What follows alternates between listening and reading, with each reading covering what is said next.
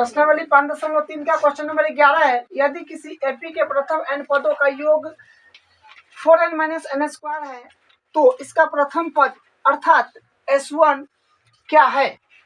प्रथम दो पदों का योग क्या है, दूसरा पद क्या है, इसी प्रकार 10वें और nवें पद ज्ञात कीजिए। यानी प्रथम n पदों का योग दे दिया है, ठीक है, ये है। तो सबसे पहले इंफॉर्मेशन लिखेंगे तो n पदों का योग यानी Sn दिया है, Sn दिया है 4n और माइनस n स्क्वायर। तो Sn दिया है 4n माइनस n स्क्वायर। उसके बाद क्या बोला है, इसका प्रथम पद।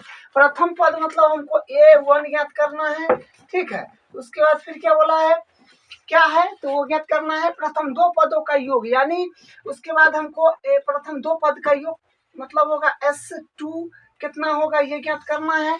दूसरा पद क्या है, दूसरा पद मतलब हमको A2 भी ज्ञात करना है। उसके बाद फिर क्या है, उसके बाद इसी प्रकार 10वें पद यानी हमको A10 भी ज्ञात करना है।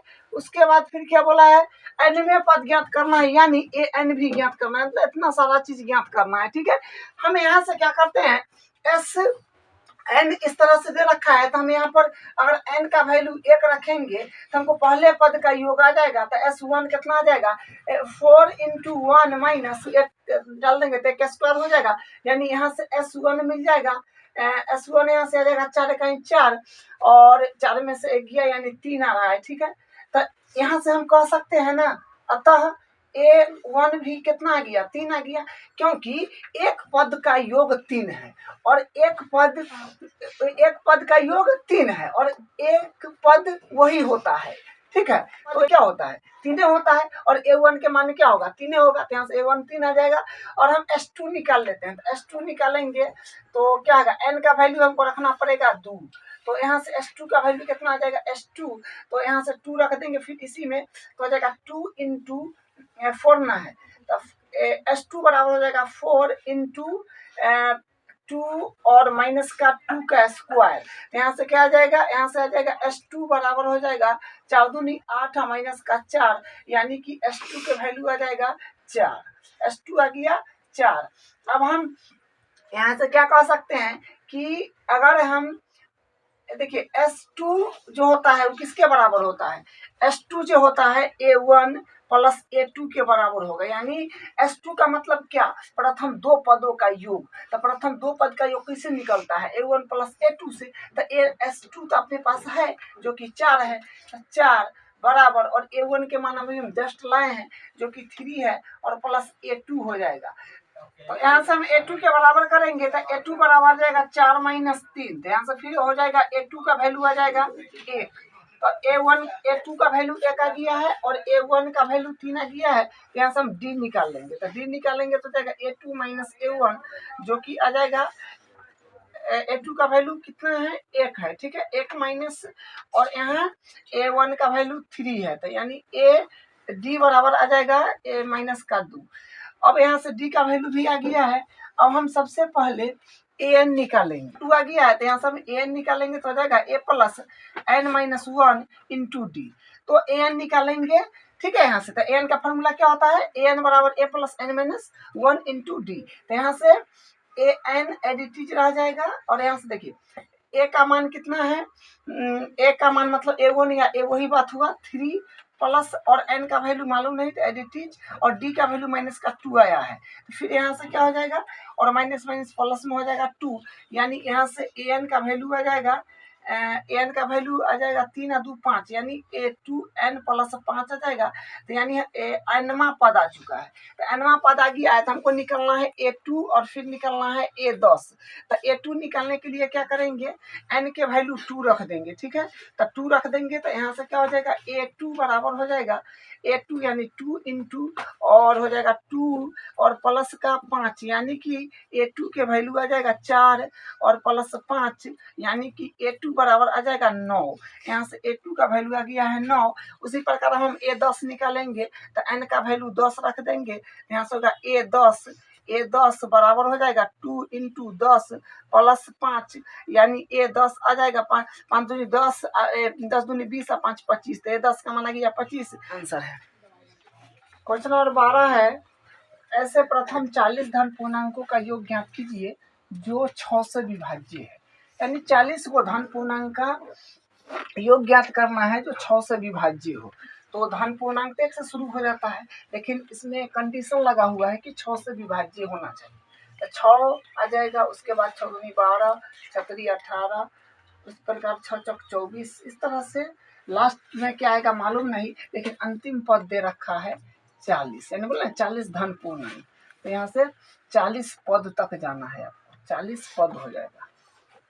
तो यहाँ से क्या हो गया, ए का वैल्यू तो यहाँ से पता चल रहा है कि 6 हो जाएगा, और डी का वैल्यू भी 12 माइनस 6 यानी कि 6 हो जाएगा, और ई क्या है, एन का वैल्यू है, ठीक है, जो कि 40 है। 40 पद लेना है, ठीक है, उसका योग ज्ञात करना है। तो हम यहाँ से फार्मूला लगा देंगे। फार्मूला होता है एस एन का, एस एन बराबर होता है n/2 और हो जाएगा 2a plus n minus 1 into D. ये इसका फार्मूला होता है। तो यहाँ से हम निकलते हैं, तो यहाँ से हो जाएगा एस एन बराबर आ जाएगा, यानी एन का वैल्यू 40 है ना, तो यानी एस 40 हो जाएगा, ठीक है। तो एस 40 यानी फिर एन है तो एन का मान 40 और 2, और यहाँ से 2 है तो 2, और ए का मान 6 है, और प्लस एन का मान 40 है माइनस 1 इंटू डी का वैल्यू 6 है, तो इंटू में 6 हो गया। फिर यहाँ से क्या हो जाएगा एस 40, जो कि आ जाएगा, ये कट जाएगा 20 बार में, तो यहाँ से आ जाएगा 20, और यहाँ से क्या 6 दूनी 12 और प्लस, और यहाँ से हो जाएगा 39। 39 में 6 से जब गुना करेंगे तो आ जाएगा 39 234। 39 में 6 से गुना करेंगे तो आ जाएगा 234, ठीक है। फिर यहाँ से आ जाएगा एस 40, यहाँ से मिलेगा 200, और यहाँ से हो जाएगा इंटू कर देते हैं, तो इसमें इसको ऐड कर लेंगे तो क्या आ जाएगा 4 और 2 6 और 4 और 2 246 आ रहा है। अब इसको हम 20 से मल्टीप्लाई करेंगे, तो यहाँ से आ जाएगा 6 दूनी 12 के 2 हाथ से लेकर 8 9 2 दूनी 4, यानी 49 20 के प्रथम 15 गुंजों का योग ज्ञात कीजिए। देखिए, गुणज बोले या विभाज्य बोले बराबर बात है। 8 के प्रथम 15 गुणज बोला गया है, तो क्या हो जाएगा, पहले 8 का 8, और गुणज मतलब क्या होता है फहारा, 8 का 8, 8 दूनी 16, 8 3 24, 8 चौक 32, यानी इस तरह से जाएगा। लेकिन लास्ट में क्या आएगा वो मालूम नहीं, लेकिन 15 गुणज बोला है, तो यानी 15 पद तक आपको जाना होगा, ठीक है। तो ये 15 पद हो जाएगा। तो यहाँ से ए का वैल्यू क्या हो जाएगा 8, और डी का वैल्यू क्या हो जाएगा 16 माइनस 8 इज इक्वल्स टू 8 आ जाएगा, और यहाँ से एन का वैल्यू आ जाएगा 15। अब यहाँ से हम क्या करते हैं, एस एन का फार्मूला लगा देते हैं। तो एस एन का फार्मूला होता है एस एन बराबर होता है n/2, और यहाँ से क्या हो जाएगा 2a plus n minus 1 into d. तो ये एस एन का फार्मूला है, इसमें मान भर देंगे, ठीक है। तो एस एन का मतलब कितना 15 पद तक ज्ञात करना है, तो एस 15 हो जाएगा, और यहाँ से फिर एन का मान फिर 15 ही हो जाएगा 2, और यहाँ से 2 है तो 2, और ए का वैल्यू 8 है, और प्लस एन का वैल्यू एन का वैल्यू 15 है माइनस 1 इंटू डी का वैल्यू 8 है। अब इसको कैलकुलेशन करेंगे तो यहाँ से आएगा एस 15 बराबर हो जाएगा, इतना कटेगा नहीं, तो एडिटिव रह जाएगा, और यहाँ से फिर हो जाएगा 8 दूनी 16 प्लस 14 14 8 क्या होता है 112, तो यहाँ से 112 हो जाएगा। दूसरे इसको काट देंगे 64 आ जाएगा, तो यानी 15 गुने 64 हो जाएगा। अब 15 में 64 से गुना करके यहाँ पर लिख देना है, तो एस 15 कितने आ जाएगा 40, इसका आंसर आ रहा है। अब हम अगला क्वेश्चन एस 15 आ जाएगा 960। नंबर 14 है, 0 और 50 के बीच की विषम संख्याओं का योग ज्ञात कीजिए। 0 और 50 के बीच बोला गया है विषम संख्या का योग ज्ञात करने के लिए। तो विषम संख्या क्या होता है 1 3 5 7 dot dot dot dot E जाता है 49 तक, ठीक है। तो इसमें ए का वैल्यू हो जाएगा 1, और डी का वैल्यू हो जाएगा 3 माइनस 1 यानी 2, और यहाँ से फिर इसको लास्ट पद बोलेंगे, यानी एन हो गया 49, ठीक है। अब देखिए, यहाँ से आपको n का मान मालूम नहीं है, तो n का मान भी निकालना पड़ेगा। तो n का मान सबसे पहले निकालेंगे, तब तो योग ज्ञात करेंगे। तो an का फार्मूला होता है a plus n minus 1 into d. तो फिर यहाँ से an आ जाएगा, an क्या आ जाएगा तो ए का वैल्यू कितना है 1 प्लस और एन का वैल्यू मालूम नहीं तो एडिटिव रहेगा, और ए एन का वैल्यू 49 है तो यहाँ पर हम 49 लिख देंगे, और डी का वैल्यू अपने पास है 3 यानी 2 है, डी का वैल्यू 2 है तो 2 भर देंगे, और यहाँ से फिर क्या हो जाएगा 49 बराबर यानी 1 प्लस 2n माइनस का 2, तो फिर यहाँ से आ जाएगा 49 बराबर यानी इसमें मिल जाएगा 2n माइनस का 1 आ जाएगा, तो जो कि फिर यहाँ से आ जाएगा 49 और माइनस का उस तरफ चल जाएगा तो प्लस का हो जाएगा यानी 2n, तो यहाँ से 49 बराबर हो जाएगा 2n। जब हम n के बराबर करेंगे तो यहाँ से आएगा 50/2 यानी कि n का वैल्यू आ जाएगा 25। ठीक है, देखिए हम अपने को तो ऐसे भी मालूम है कि 1 से 50 तक बोला है तो 0 तो होगा नहीं, तो यानी 50 तक में क्या 25 गो तो विषम संख्या है और 25 को सम संख्या है,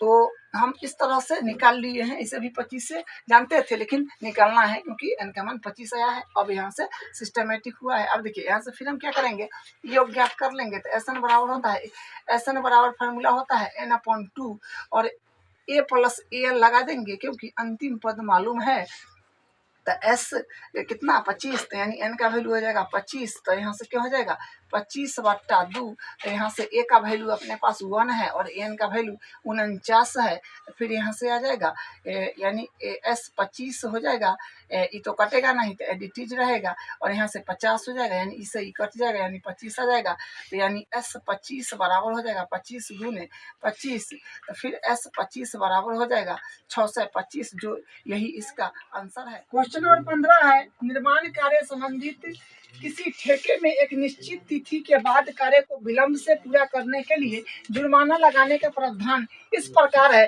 कि पहले दिन के लिए 200 रुपये, दूसरे दिन के लिए 250 रुपये और तीसरे दिन के लिए 300 रुपये इत्यादि, अर्थात प्रत्येक उत्तरोत्तर दिन का जुर्माना अपने से ठीक पहले दिन के जुर्माने से 50 को जुर्माना के रूप में कितनी राशि अदा करनी पड़ेगी यदि वह इस कार्य को 30 दिन का विलंब कर देता है। देखिए इसमें क्या है कि काम ठेके पर दिया हुआ है, घर बना इस प्रकार है कि जैसे मान लीजिए कि कार्य करने का काम दिया है, ठीक है, अगर मान लीजिए कि काम नहीं समय से पूरा कर रहा है तो उसको पहले दिन के लिए 200 रुपया जुर्माना देना होगा और दूसरे दिन के लिए 250, तीसरे दिन के लिए 300, इसी प्रकार प्रत्येक अपने वाले पहले वाले जुर्माना से बोला है ना कि प्रत्येक उत्तरोत्तर दिन का जुर्माना अपने से ठीक पहले दिन के जुर्माने से 50 रुपया अधिक है, मतलब प्रत्येक दिन 50 रुपया की बढ़ोतरी की जाएगी। ठीक है, तो इस तरह से उसको कितना दिन का काम में विलम्ब लगाया है 30 दिन। ठीक है, 30 दिन का काम में विलम्ब लगाया है तो 30 दिन का उसको बताना है कि क्या रुपया जुर्माना दिया होगा। ठीक है, तो 200 पहला हो गया, उसके बाद 250 हो जाएगा, उसके बाद 300 हो जाएगा, उसके बाद फिर 350 हो जाएगा, उसके बाद डॉट डॉट डॉट यानी 30 दिन तक बोला है, तो यहाँ से क्या हो गया 30 पद हो गया। तो यहाँ से हमारे पास ए का वैल्यू कितना आ रहा है 200 और डी का वैल्यू कितना आ रहा है 250 माइनस 200 यानी कि 50 आ रहा है, और यहाँ से एन का वैल्यू कितना है 30 है। अब हम यहाँ से एस एन का फॉर्मूला लगा देंगे, तो यहाँ से एस एन का फॉर्मूला क्या होता है, एस एन बराबर होता है n/2, तो हो जाएगा 2a plus n minus 1 into d. तो यहाँ से फिर क्या हो जाएगा एस यानी एन का मतलब 30 दिन का चाहिए, तो यहाँ से 30/2 हो जाएगा, फिर यहाँ से 2 है तो 2a का मान 200 और यहाँ से प्लस n का मान 30 माइनस का 1 इंटू डी का मान 50। इसको कैलकुलेशन करेंगे तो यहाँ से आ जाएगा एस 30 बराबर इसे ही कट जाएगा 15 बार में तो 15 आ जाएगा, और फिर यहाँ से क्या हो जाएगा, यहाँ से हो जाएगा 200 यानी 400 हो जाएगा, 200 दूनी 400 और प्लस का यहाँ से हो जाएगा 29। ठीक है, तो 29 में हम 50 से गुना करेंगे तो कितना आएगा, तो 0 में ये देखिए 30 में से घटाइएगा तो 29 आएगा, 29 में 50 से गुना करिएगा तो 1450 और यहाँ से फिर आ जाएगा, तो यहाँ से मिलेगा एस 30 आ जाएगा 15 इंटू इसको इसमें आप ऐड कर लीजिए तो यानी हो जाएगा 0 और फिर यहाँ से हो जाएगा 5 और यहाँ से हो जाएगा 8 यानी 1800 30 की सबको मल्टीप्लाई करेंगे तो 27750 आ जाएगा। यही इसका आंसर है। किसी स्कूल के विद्यार्थियों को उनके समग्र शैक्षिक प्रदर्शन के लिए 7 नगद पुरस्कार देने के लिए 700 रुपए की राशि रखी गई है। यदि प्रत्येक पुरस्कार अपने से ठीक पहले पुरस्कार से 20 रुपया कम है तो प्रत्येक पुरस्कार का मान ज्ञात कीजिए। क्या बोला गया है कि अपने से ठीक पहले वाले पुरस्कार से 20 रुपया कम है, तो पहला पुरस्कार मालूम नहीं है तो मान लेंगे, माना पहला पुरस्कार ए हो जाएगा और उससे क्या है 20 कम है, इसी तरह से 20 कम होते चला जाएगा तो ए माइनस 20 हो जाएगा, फिर ए माइनस 40 हो जाएगा। इसी प्रकार कितना तक जाएगा, ये बोला है कि 7 क्या है, हाँ, शैक्षिक प्रदर्शन के लिए 7 नगद पुरस्कार है, माने 7 नगद पुरस्कार है, यानी 7 पद हो जाएगा। ठीक है, तो यहाँ से और इस सब का टोटल पुरस्कार देने के लिए 700 रुपये की राशि रखी गई है, यानी सब मिलाकर के टोटल खर्चा हुआ है 700 रुपया, यानी ई इसका हो गया कुल। ठीक है, ये कुल हो गया 700 रुपया, यानी यहाँ से हम क्या कहते हैं, ये तो यही रहेगा, यहाँ से डी निकाल सकते हैं, तो डी निकालेंगे तो क्या हो जाएगा, इसमें से इसको घटा लेंगे, डी निकालेंगे तो बाद वाला में से पहले वाला को घटा लेंगे, तो यहाँ से कितना आ जाएगा, इसे ही कट जाएगा, यानी यहाँ से डी का वैल्यू आ जाएगा, यहाँ से कितना आ रहा है माइनस का 20, और यहाँ से एन का वैल्यू अपने पास 7 है और एस एन का वैल्यू भी दे रखा है 700 रुपया, जो कि टोटल खर्च है। अब यहाँ से हम फॉर्मूला लगा देंगे एस एन का, तो एस एन का फॉर्मूला होता है इंटू डी। अब इसमें मान बैठा देंगे तो एस और एन का वैल्यू 7 है, तो यहाँ से एस 7 हो जाएगा, तो फिर यहाँ से 7 एन है तो फिर 7 होगा बट्टा 2, और 2 है तो 2 ए का वैल्यू तो ए है तो एडिटीज रखेंगे, और एन का वैल्यू 7 माइनस 1 और डी का वैल्यू माइनस का 20 है, तो इन 2 में हो जाएगा माइनस का 20। फिर यहाँ से क्या आ जाएगा, यहाँ से हो जाएगा एस 7 बराबर हो जाएगा, कटेगा नहीं तो 7 बट्टा 2 एडिटीज रह जाएगा, और यहाँ से कितना आ जाएगा 2a, तो यानी 2a और प्लस, देखिए यहाँ से क्या हो जाएगा 6 हो जाएगा, तो 6 20 6 120 यानी माइनस का हो जाएगा, तो फिर यहाँ से अपने पास आ जाएगा। देखिए एक और काम करते हैं, यहाँ से S7 का वैल्यू तो दे रखा है जो कि है क्या 700, यानी S7 ही है एक तरह से। ठीक है, तो यहाँ से S7 का वैल्यू हो जाएगा 700, यहाँ से S7 का वैल्यू कितना दे रखा है 700, यहाँ से जाएगा 700 बराबर 7 बट्टा 2 और गुने, इसको हम क्या करें, इसको अभी एडिटीज रखते हैं तो 2a माइनस का 120 हो जाएगा, तो यहाँ से ये कट जाएगा क्या बार में, तो ये कटेगा 100 बार में। ठीक है, तो 100 बार में कटेगा तो इस उधर जाके मल्टीप्लाई आ जाएगा, इसमें इससे मल्टीप्लाई हो जाएगा, डिवाइड में है तो मल्टीप्लाई, तो यहाँ से 200 आ जाएगा 200 और इधर आ जाएगा बराबर 2a और माइनस का 120, तो यानी यहाँ से जाएगा 200 और माइनस के इधर है तो प्लस का जाएगा, तो 120 प्लस का हो जाएगा और 2a हो जाएगा। ठीक है, फिर यहाँ से आ जाएगा 2a बराबर हो जाएगा 200 100 300 20 आ रहा है, फिर यहाँ से क्या हो जाएगा a के जब बराबर करेंगे तो 320 अपॉन हो जाएगा 2, जो कि ये हो जाएगा 1 यानी 160 आ रहा है। ठीक है, यहाँ से a का वैल्यू आ जाएगा 160, यानी 7 नगद पुरस्कार है, और प्रत्येक पुरस्कार पहले पुरस्कार से 20 रुपया कम है, तो क्या हो जाएगा, कोई 160 हो जाएगा, फिर 140 हो जाएगा, फिर 120 हो जाएगा, फिर 100 हो जाएगा, फिर 80 हो जाएगा, फिर 80 के बाद 60 हो जाएगा, फिर 40 हो जाएगा, 60 40 उसी तरह से 20 7 को पूर गया, 1 2 3 4 5 6 7, यानी सबका कीमत 17 है। एक स्कूल के विद्यार्थियों ने वायु प्रदूषण कम करने के लिए स्कूल के अंदर और बाहर पेड़ लगाने के बारे में सोचा। यह निर्णय लिया गया कि प्रत्येक कक्षा का प्रत्येक अनुभाग अपनी कक्षा की संख्या के बराबर पेड़ लगाएगा। उदाहरणार्थ कक्षा 1 का एक अनुभाग 1 पेड़ लगाएगा, कक्षा 2 का एक अनुभाग 2 पेड़ लगाएगा, कक्षा 3 का एक अनुभाग 3 पेड़ लगाएगा इत्यादि, और ऐसे कक्षा 12 तक के लिए चलता रहेगा। प्रत्येक कक्षा के 3 अनुभाग है। इस स्कूल के विद्यार्थियों द्वारा लगाए गए कुल पेड़ों की संख्या ज्ञात कीजिए। इसमें क्या है कि वायु प्रदूषण को कम करने के लिए स्कूल के अंदर और बाहर पेड़ लगाने के बारे में सोचा गया है। ठीक है, यह निर्णय लिया गया है कि प्रत्येक कक्षा का प्रत्येक अनुभाग, ठीक है, देखिए कक्षा इसमें है पहला से लेकर के बरमा तक है, और प्रत्येक कक्षा का होता है सेक्शन। जैसे मान लीजिए कि कोई पहला क्लास है, उसमें 300 बच्चा है, तो इसको 3 सेक्शन में बांट दिया गया, A B C में। इस तरह से कक्षा 12 तक वो स्कूल है, उसमें कक्षा 12 तक क्लास है। ठीक है, पहली से 12वीं कक्षा तक सबको 3-3 सेक्शन में बांटा गया है। अगर मान लीजिए कि पहला कक्षा होगा ये होगा, अगर मान लेते हैं कि कक्षा नंबर यानी पहला कक्षा है, इसका भी 3 गो अनुभाग है, ठीक है, 3 सेक्शन में बांटा हुआ है, एक ए सेक्शन, एक बी, एक सी। उसी प्रकार अगर कक्षा 2 है, एक कक्षा 2 है यानी दूसरा क्लास है, तो उसमें भी 3 सेक्शन में बांटा गया है, यानी ए बी सी, ठीक है। अगर मान लीजिए कि कक्षा 3 है, तो कक्षा 3 को भी 3 सेक्शन में बांटा गया है, ए बी सी में, ठीक है।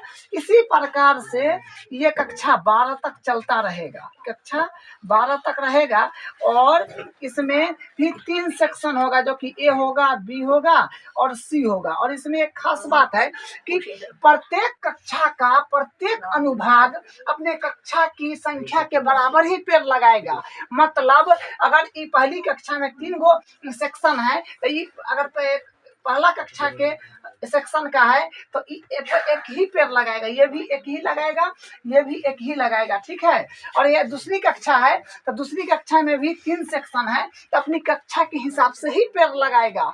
इसमें 3 सेक्शन है, दूसरा क्लास का है, तो इसमें 2 पेड़ लगाएगा, इसमें 2 और इसमें, मतलब 2 प्रत्येक सेक्शन 2 को ही पेड़ लगाएगा। उसी प्रकार इसमें बोला है कक्षा 3 है, तो कक्षा 3 है तो कक्षा अपनी कक्षा के अनुसार ही पेड़ लगाना है। तो 3 गो सेक्शन है, तो इसके द्वारा 3 गो पेड़ लगाया जाएगा, इसके द्वारा 3 गो।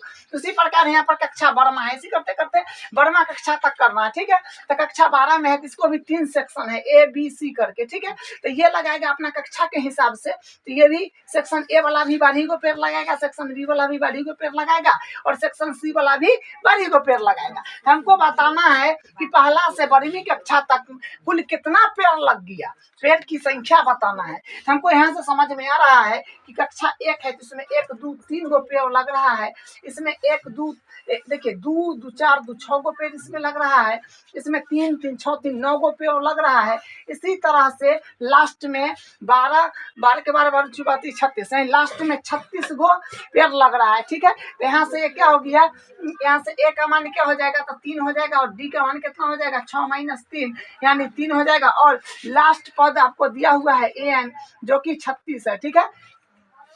अब यहाँ से हम क्या काम करेंगे, शॉर्ट फॉर्मूला लगाएंगे, तो क्या हो जाएगा, यहाँ से हो जाएगा n/2 और हो जाएगा a + an, ठीक है। यहाँ से आ जाएगा s, और देखिए n का वैल्यू भी तो मालूम है ना, क्योंकि 12वीं कक्षा तक है, तो 12 को n का वैल्यू 12 होगी, n पद है टोटल n यानी 12 पद है, क्योंकि 12वीं कक्षा तक बोला है, तो n के वैल्यू क्या हो जाएगा, 12, टोटल n पद है, यहाँ से हो जाएगा 12, और 12/2 हो जाएगा, और यहाँ से क्या हो जाएगा, a का मान हो गया 3 और लास्ट पद हो गया 36। तो फिर यहाँ से क्या आ जाएगा, s12 आ जाएगा, ई कट जाएगा तो हो जाएगा 6 और इंटू, और यहाँ से हो जाएगा 39। तो फिर यहाँ से हो जाएगा s12 आ जाएगा, इसमें 6 से मल्टीप्लाई करेंगे ना, तो 234 आएगा। तो यानी पहली से लेकर के 12वीं कक्षा तक के टोटल कितना पेड़ लग जाएगा, 234 पेड़ लग जाएगा।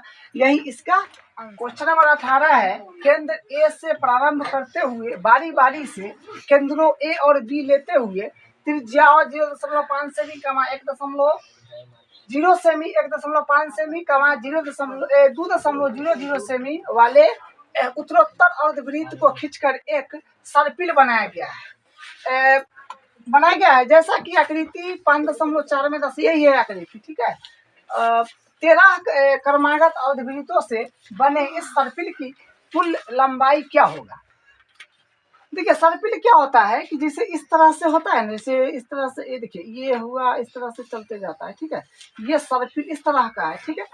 तो ये जो सर्पिल है, तो इसमें यहाँ से यहाँ तक, देखिए यहाँ से जब यहाँ तक आइएगा, यहाँ तक, तो क्या हुआ, ये अर्धवृत्त एक ये बना, फिर उसी तरह आप यहाँ से यहाँ तक आइएगा तो एक अर्धवृत्त ये बन जाएगा, फिर उसी प्रकार यहाँ से यहाँ तक आइएगा तो ये बन जाएगा। मतलब इसी तरह से करते करते आपको 13 गो बोला है, ठीक है, कि 13 गो, ठीक है, 13 क्रमागत अर्धवृत्तों से बने इस सर्पिल की कुल लंबाई ज्ञात कीजिए। 13 गो अर्ध क्रमागत वृत्त से बना हुआ है ये सर्पिल, उसकी हमको लंबाई बताना है।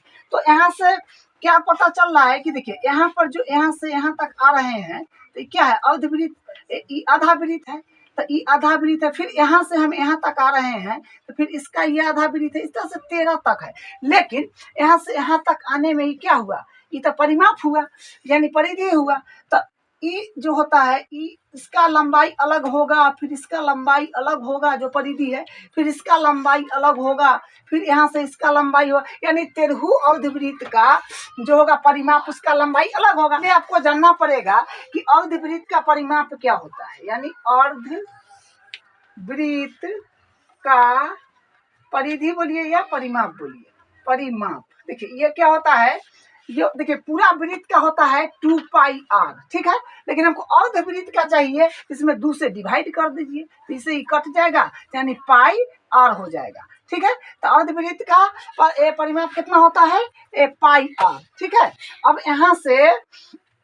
यहाँ से हम क्या करेंगे, देखिए हम अपने पास 13 गुना अर्धवृत्ताकार है सर्पिल, ठीक है, यानी 13 यहाँ पर हम लिखेंगे 13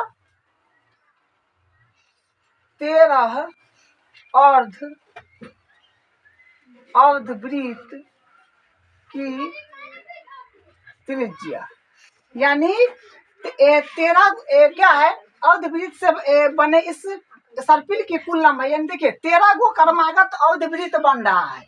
क्या है, 13 गो क्रमागत अर्धवृत्त है, तो 13 अर्धवृत्त की त्रिज्या क्या हो जाएगा, हो जाएगा R1 हो जाएगा और R2 हो, मतलब सबका त्रिज्या क्या हो जाएगा, अलग अलग हो जाएगा, R4 हो जाएगा, इस तरह से R13 तक जाएगा, ठीक है।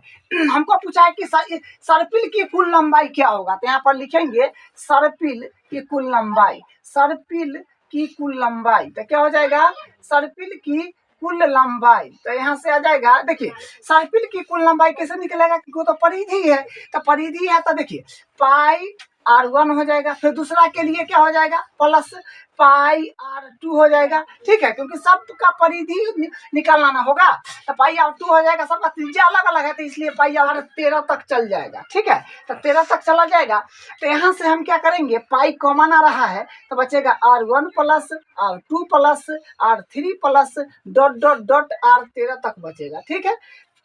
अब देखिए यहाँ से क्या हो जाएगा, पाई को एडिटिव अभी रखते हैं, तो यहाँ से देखिए R1 यानी R1 सबका त्रिज्या अलग अलग है, 0.5 हो जाएगा, इसका 0.5 प्लस इसका होगा 1.0 हो जाएगा, 1.0, फिर उसका हो जाएगा 1.5 हो जाएगा, ठीक है। इसी तरह से क्या हो जाएगा, मतलब इस तरह से ये 13 तक जाएगा, ठीक है, यानी 13 पद है। तो यहाँ से हम पाई का मान बोला है ना, पाई का मान दे रखा है कि 22/7 रखना है, बन रहा है, ठीक है। तो एपी बन रहा है, तो फिर एक बार और लिख देते हैं, ये है प्लस 1.0 प्लस 1.5, ठीक है, प्लस डॉट डॉट डॉट 13 पद तक है। तो यहाँ से आप क्या काम करिए, यहाँ से देखिए इसमें ए का वैल्यू जो होगा ना, ए का वैल्यू है 0.5 और डी का वैल्यू है 1.0 में से 0.5 घटेगा तो 0.5 आ जाएगा, और आपके पास एन का वैल्यू जो है वो है 13, ठीक है, 13 पद है, 13 पद। अब देखिए फार्मूला लगा लेंगे योग वाला, तो क्या हो जाएगा, तो यहाँ से फार्मूला देखिए, फार्मूला होता है एस एन बराबर होता है n/2a plus n-1 into D हो जाएगा। फिर यहाँ से क्या हो जाएगा, एस, देखिए यहाँ पर फिर हो जाएगा एस 13 निकालना होगा, ठीक है, 13 पद तक क्या आएगा, ठीक है। अब देखिए ये तो आपका ऐसा क्या है 22/7, तो एडिटिव लिखना पड़ेगा, तो वो लिख दिए गुने, और देखिए n का मान 13/2 यानी n का मान 13/2 और गुने a का मान कितना है, a का मान है 0.5, ठीक है, और यहाँ से हो जाएगा प्लस n का मान है 13 और -1 और d का मान है अपने पास 0.5। अब इसमें से क्या हो जाएगा, अब यहाँ पे आ जाएगा S13 जो होगा, ये देखिए इससे तो कटेगा, ये कट जाएगा, ठीक है, तो यहाँ आ जाएगा 11, तो यानी तो हो जाएगा 11/7 हो जाएगा, और 11/7 गुने 13, और यहाँ से जब इसमें इससे गुना करेंगे ना तो 5 दूनी 10, यानी यहाँ 1 आ जाएगा, और यहाँ पर 12 यानी 6 यहाँ पर आ जाएगा, तो यानी यहाँ से आ जाएगा, यहाँ से इसका 1 आ जाएगा और यहाँ से 6 आ जाएगा, ठीक है। तो हम इस तरफ ले लेते हैं, तो S13 आ जाएगा, S13 क्या हो जाएगा, देखिए S13 आप इसमें क्या काम करेंगे, इसको आप 11/7 है तो 7 लिखिए, 13 है तो 13 लिखिए, ठीक है, 6 1 7, इससे ही कट गया, यानी S13 कितने आ जाएगा, इसको मल्टीप्लाई करिएगा ना, तो S13 बराबर 143 हो जाएगा। ये इतना सेंटीमीटर हो जाएगा, यही इसका लंबाई है। 200 लट्ठों को ढेरी के रूप में इस प्रकार रखा जाता है।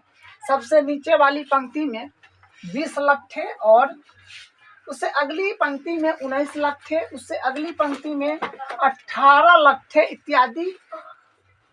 ठीक है, ये आकृति दे रखा है। ये 200 लट्ठे कितनी पंक्ति में रखे गए हैं तथा सबसे ऊपरी पंक्ति में कितने लट्ठे हैं। सबसे पहले तो देखिए लट्ठा का ढेर है, उसमें सबसे निचली पंक्ति में 20 लट्ठ है, यानी 20 लट्ठा नीचे वाले में है, उसके बाद 19 है, फिर 18 है, इस तरह से ये आते जा रहा है। ठीक, यानी पद कितना है से मालूम नहीं है, मान लीजिए n पद है। ठीक है, और ये इसका जो है पूरा टोटल ढेरी में जो है ना कुल 200 लट्ठे है, कुल 200 है। ठीक है, कुल 200 लट्ठे है। हमको बताना है कि उसी तरह से 20 है, फिर 19 है, फिर 18 है, इस तरह से चलते चलते चलते लास्ट में जो होगा कै गो लट्ठ होगा। ठीक है, मतलब लास्ट में कै गो लट्ठ होगा, और फिर बताना है उससे पहले कि वो कितना पंक्ति में अट जाएगा। ठीक है, उसका पंक्ति कितना है, मतलब पद कितना है, n भी ज्ञात करना है। यहाँ से इसमें से a का मान आ रहा है 20 और d का मान आ रहा है 19 माइनस 20, यानी माइनस का 1 आ रहा है। तो ये देखिए कुल का मतलब होता है SN, यानी SN हमको कितना दे दिया है 200। अब हम यहाँ से क्या काम करेंगे, यहाँ से हम SN का फॉर्मूला लगा देंगे -1 इंटू डी। अब यहाँ से मान रख देंगे। देखिए SN का मान कितना है 200, यहाँ से रहेगा 200, n नहीं है, n का वैल्यू नहीं है तो dt रखेंगे क्योंकि ये ज्ञात करना है। 2 है तो 2, और a का वैल्यू है, a का वैल्यू 20 है। ठीक है, और प्लस n का वैल्यू मालूम नहीं तो dt रखें। d का वैल्यू अपने पास है माइनस का 1। ठीक है, तो इंटू में माइनस का 1 हो जाएगा, और फिर यहाँ से क्या हो जाएगा 200। और एक काम करते हैं, इसको ना देखिए, इसको हम क्या करते हैं, 2 से उधर मल्टीप्लाई करा देंगे, इस 2 से उधर मल्टीप्लाई कराएंगे तो आ जाएगा 400। तो यहाँ से क्या हो जाएगा 400 बराबर n इंटू 20 दूनी 40 प्लस यहाँ से हो जाएगा माइनस, इसलिए इसको मल्टीप्लाई कर लीजिएगा तो माइनस का n और माइनस माइनस प्लस का 1 हो जाएगा। ठीक है, फिर यहाँ से क्या आ जाएगा 400 बराबर, और देखिए इसमें इससे मल्टीप्लाई करना है तो n तो है, यहाँ से हो जाएगा 40n माइनस का n स्क्वायर और माइनस का n स्क्वायर, और यहाँ से हो जाएगा प्लस का n तरफ ले लेते हैं। ठीक है, यहाँ से हो जाएगा ये माइनस में है ना, तो प्लस का n स्क्वायर हो जाएगा, और यहाँ से हो जाएगा देखिए 40n और एक यानी 45n प्लस का उधर जाएगा तो माइनस का 45n हो जाएगा। और ये क्या है, और ये जो है माइनस का कितना है, सॉरी 400 है तो 400 का रिटीज रहेगा ना बराबर 0। अब ये n में द्विघात बन रहा है। ठीक है, n में द्विघात समीकरण बन रहा है, तो अगर आपको फैक्टर समझ में आ रहा हो तो फैक्टर तोड़ लीजिए, अगर फैक्टर नहीं समझ में आ रहा हो तो आप द्विघाती सूत्र जो बताए हैं उससे कर लीजिए। हम तो फैक्टर से सोचेंगे तो देखिए क्या हो जाएगा, माइनस का 16 और माइनस का 25 हो जाएगा। ठीक है, और ए प्लस में 400 है तो 400 ठीक बराबर 0। तो यानी माइनस का 41 के दो संख्या में ब्रेक करना है, जो जोड़ने घटाने पर माइनस का 41 पूछ जाए, उसी को गुना करने पर प्लस का 400 पूछ जाए। जो संख्या है माइनस का 16 और माइनस का 25। ठीक है, माइनस का 16 और माइनस का 25 में हम ब्रेक कर लिए हैं। तो यहाँ से n इसमें देखिए, इसमें कॉमन लीजिए और यहाँ इसमें कॉमन लीजिए, तो यहाँ से कॉमन n आ रहा है तो n माइनस आ जाएगा 16, और यहाँ से कॉमन देखिए पहले साइन जो है वो एडिटिज लिखना है, उसके बाद 25 आ जाएगा और यहाँ से बचेगा n माइनस का 16। ठीक है, तो फिर यहाँ से क्या मिलेगा, देखिए ये दोनों तो बराबर है, और यहाँ से फिर क्या हो जाएगा, देखिए यहाँ से हो जाएगा n माइनस 16 और फिर यहाँ से हो जाएगा n माइनस 25 बराबर 0। अब आप क्या काम करेंगे, n माइनस 16 को 0 के बराबर कर लेंगे, फिर इसको 0 के बराबर कर लेंगे, तो क्या आ जाएगा, देखिए इसको इस तरफ भेजिएगा तो यहाँ से क्या हो जाएगा, यहाँ से आ जाएगा n बराबर क्या होगा 16 हो जाएगा ना प्लस का, फिर यहाँ से जब आप इसको इस तरफ भेजेंगे तो n बराबर हो जाएगा 25 हो जाएगा। ठीक है, n का मान 25 आ जाएगा। तो देखिए ये क्वेश्चन भी अच्छा निकल गया है, क्योंकि अब देखिए कि कहने का मतलब कि वो 16 गो पंक्ति का होगा कि 25 गो पंक्ति का होगा, कुछ मालूम नहीं चल रहा है।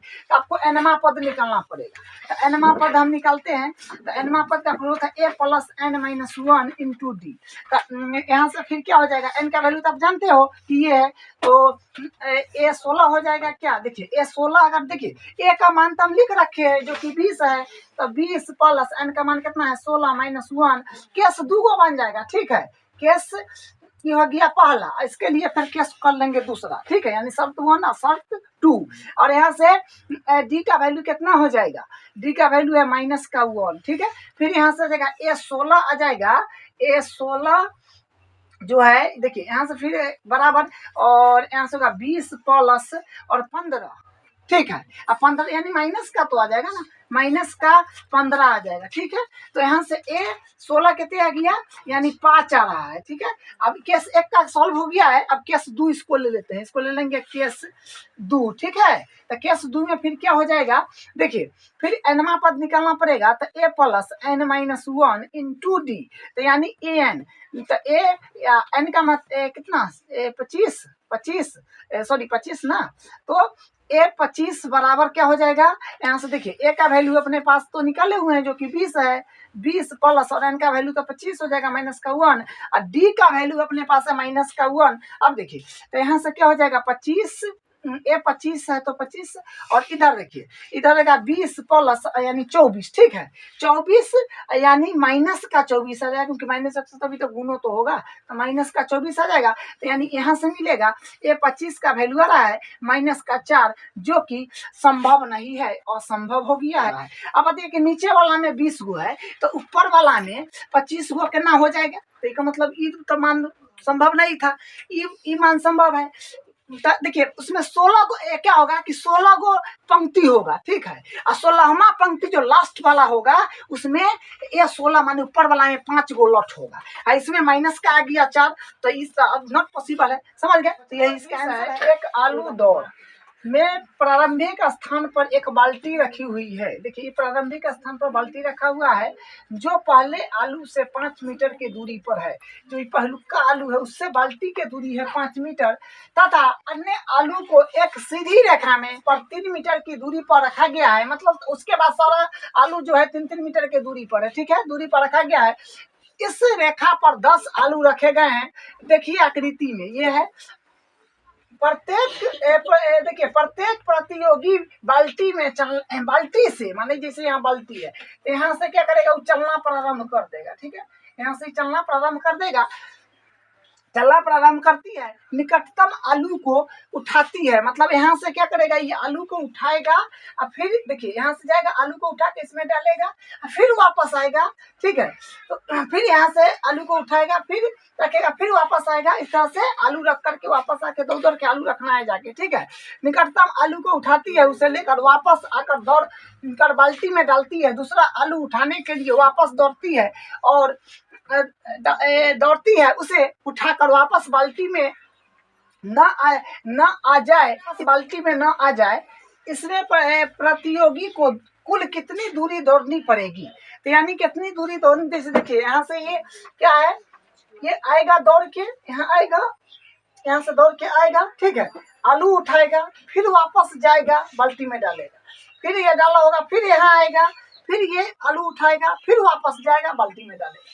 मतलब आपको सिर्फ दूरी बताना है कि कितना दूरी तय कर दी, मतलब कितना दूरी दौड़ी हूँ। ठीक है, कितना दूरी दौड़ी वो बताना है। तो यहाँ से अगर आप समझते हैं, देखिए यहाँ से आया तो 5 मीटर तो चल गया, तो 5 मीटर आया, तो फिर 5 मीटर आने के बाद तो फिर 5 मीटर गेबो ना किया, क्योंकि तो आलू फिर रखा उसमें जाकर, तो 5 मीटर फिर ये हुआ। उसी प्रकार यहाँ से यहाँ फिर आया, तो इतना दूरी है 5, फिर यहाँ 3 है, तो यानी यहाँ 8 हो गया। तो फिर 8 मीटर आया, फिर आलू लिया, फिर वापस दौड़ कर गया, 8 मीटर फिर आया, फिर गेबो किया। तो यहाँ से क्या हो रहा है कि देखिए 5 मीटर आया तो आके फिर गया भी ना, तो 5 10 हो गया। तो यहाँ से क्या हो गया, 10 हो गया, फिर बाद क्या हो गया 8, और फिर गया 8, तो क्या हो गया 16 हो गया। ठीक है, फिर उसी प्रकार यहाँ आएगा। ठीक है, फिर यहाँ आएगा, तो यहाँ आएगा तो क्या हो जाएगा, फिर यहाँ से आएगा, फिर वापस जाएगा, तो यहाँ तक 8 3 11। ठीक है, 11 हो गया ना यहाँ तक, क्योंकि यहाँ तक 8, फिर आपसे नहीं आता 11, और फिर 11 गेबो किया, तो 22 हो गया। इस तरह से ये इसका क्या है, आने जाने का दूरी है। अब देखिए इसमें क्या क्या बोला है, आलू क्या गो है 10 गो, तो आलू 10 गो है तो फिर 10 बार आएगा 10 बार जाएगा, तो क्या हो गया 10 पद हो गया ना, पद हो गया 10, ठीक है। तो यहाँ से ए का वैल्यू क्या हो जाएगा, ए का वैल्यू 10 हो जाएगा और डी का वैल्यू क्या हो जाएगा 16 माइनस 10 इज इक्वल टू 6, यानी एन का वैल्यू यहाँ से फिर क्या आ जाएगा, एन का वैल्यू 10 आ जाएगा। अब हम क्या करते हैं एस एन का फॉर्मूला लगा देते हैं, तो जो कि क्या होता है एन अपॉन 2, यहाँ से हो जाएगा 2a plus n minus 1 into d, तो फिर यहाँ से क्या हो जाएगा एस 10, क्योंकि 10 बार में आएगा जाएगा, तो 10 बटा 2 2, ए का मान कितना है, तो ए का मान 10 है प्लस 10, ए का मान 10, ठीक है, एन का मान भी तो 10 है, तो 10 माइनस 1 और डी का मान है 6, ठीक है। फिर यहाँ से कितना आ जाएगा, तो यहाँ से देखिए यहाँ से आ जाएगा एस 10 बराबर सही कर देगा यानी 5, और यहाँ से आएगा 10 दूनी 20 प्लस ए या 9 यानी 6 नमा 54, तब देखिए 6 नमा 54 हो जाएगा। यहाँ से क्या हो जाएगा एस 10 बराबर हो जाएगा 5 गुने, और यहाँ से 54 20 कितने होता है, तो यहाँ से हो जाएगा 4 यानी 74। अब इसमें क्या करेंगे एस 10 निकालेंगे यानी इसको गुना करेंगे 4 5 20 7 5 35 2 37, ठीक है, यानी 370 मीटर उसको दौड़ना पड़ेगा, यानी 370 मीटर कुल दूरी हुआ, यही इसका